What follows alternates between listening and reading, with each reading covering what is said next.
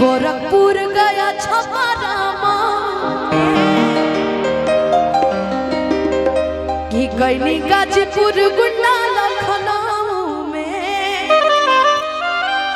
कि कवनो सवाद नहीं मिला। क्यों? शुरू से सुनो फिर से कि गोरखपुर गया छपरा गईनी गाजीपुर गोंडा लखनऊ में अरे कवनो सवाद नहीं मिला। हर पन तरु टाइट तो हो जाए मुठीला हर पर खंड होया ढीला बबुआ ने विशेष फरमाइश विशेष आग्रह पर ये गीत गाया जा रहा है। हमरा के में जातिवाद में मन जोड़ दे अहिरे से भी हिले लो ऐसा बात नहीं की ठीक ना। तो अभी भगवान जी बैठल बनी से राउर खाली राउर प्रेम ना के और कोई तना गईती मयंक जी कहते तना गईती राउआ कहले बनी राउआ से हमर प्रेम आज के ना है 2 दिन पहले के यही से है ना। कलाकारों की कोई जात भी नहीं होती इसीलिए ना नहीं देखिए बोलने वाले तो बहुत कुछ बोल देंगे इसलिए हमें अपनी सफाई पेश करनी है ना जी। घी अरे बना तारा मैं बोल रही हूँ ता हो जाई बठीला अरे पर खंड हो या जिला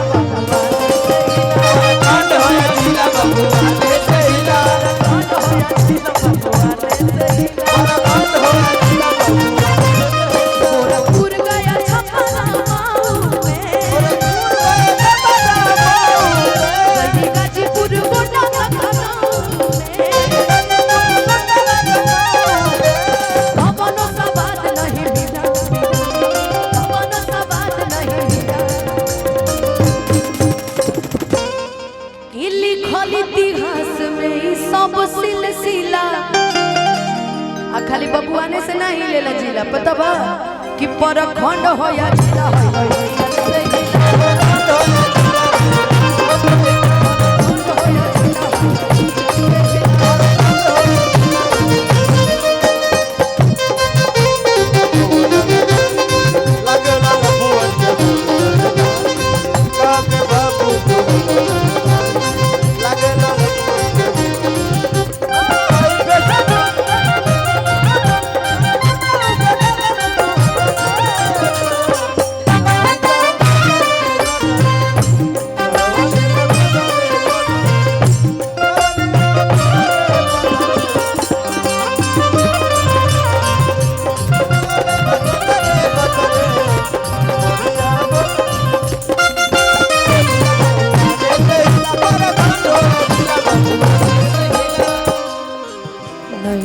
तोरा पास बाबे का हो मुझ कर कुछ खास बाबे का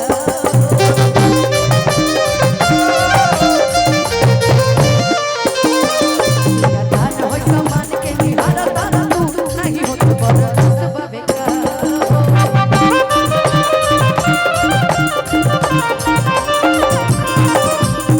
जिगर बसेर के न छोड़ रंगदारी में अगर बतोरे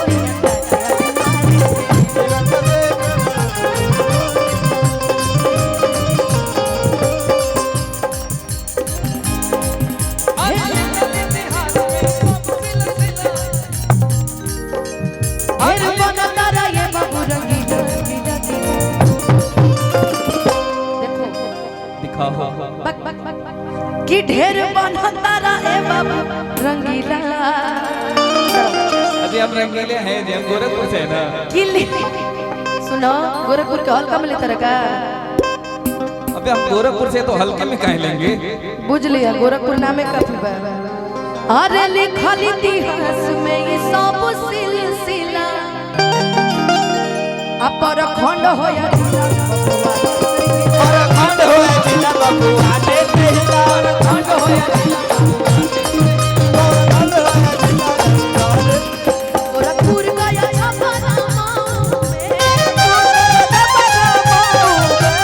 गाजीपुर गोंडा लखनऊ अरे कवनो सवाद नहीं मिला। हर लिखल इतिहास में सब सिलसिला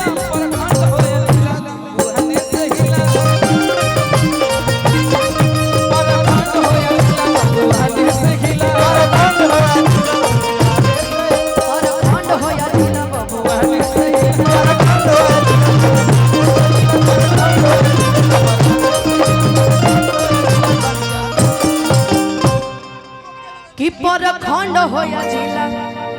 आयो हिराने से हिला यदुवंशी और क्या कहा जाता है वो एक बबुआन और यदुआन यदुवंशी और रघुवंशी हाँ सॉरी भूल गई थी यदुवंशी रघुवंशी एक ही कुल के लोग लोगों ने बांट रखा है इसको पंडित जी लोग का सबसे ऊपर आवेला सब पंडित जी लोग के का कहल जाओ